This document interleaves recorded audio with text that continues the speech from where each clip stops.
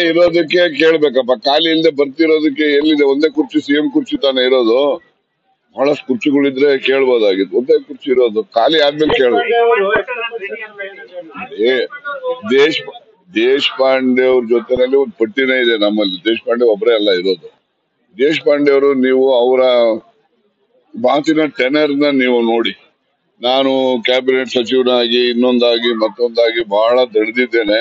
ಈಗ ಅದ್ರ ಬಗ್ಗೆ ಆಸಕ್ತಿ ಇಲ್ಲ. ಏನ್ ಸಿದ್ದರಾಮಯ್ಯನವ್ರು ಒಪ್ಪಿದ್ರೆ ನಾನು ಮುಖ್ಯಮಂತ್ರಿ ಆಗ್ತೀನಿ, ಸಿದ್ದರಾಮಯ್ಯ ಒಪ್ಪಿಟ್ರೆ ಮುಖ್ಯಮಂತ್ರಿ ಆಗ್ತದ, ಹೈಕಮಾಂಡ್ ಒಪ್ಪಿದ್ರೆ ಅವ್ರು ಮುಖ್ಯಮಂತ್ರಿ ಆಗೋದು.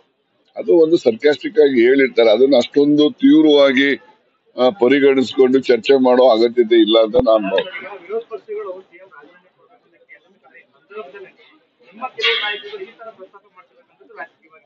ನೋಡಿ, ಸಿದ್ದರಾಮಯ್ಯನವರು ಒಬ್ಬ ಪ್ರಭಾವಿ ಹಿಂದುಳಿದ ವರ್ಗದ ಮುಖಂಡ ಈ ರಾಜ್ಯದಲ್ಲಿ ಇರ್ತಕ್ಕಂಥ.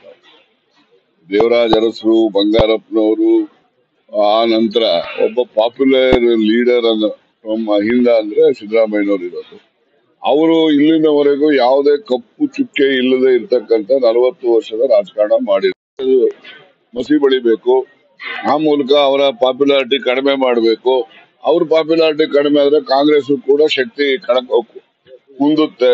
ಆ ದೃಷ್ಟಿಯಿಂದ ಅವ್ರನ್ನ ಟಾರ್ಗೆಟ್ ಮಾಡ್ತಾರೆ. ಅದು ಸರಿಯಾದಂತದ್ದಲ್ಲ. ರಾಜಕಾರಣದಲ್ಲಿ ಯಾವತ್ತೂ ಕೂಡ ವೈಯಕ್ತಿಕವಾಗಿ ತೇಜೋವಧೆ ಮಾಡ್ತಕ್ಕಂಥ ಕೆಲಸ ಯಾರು ಮಾಡಬಾರ್ದು.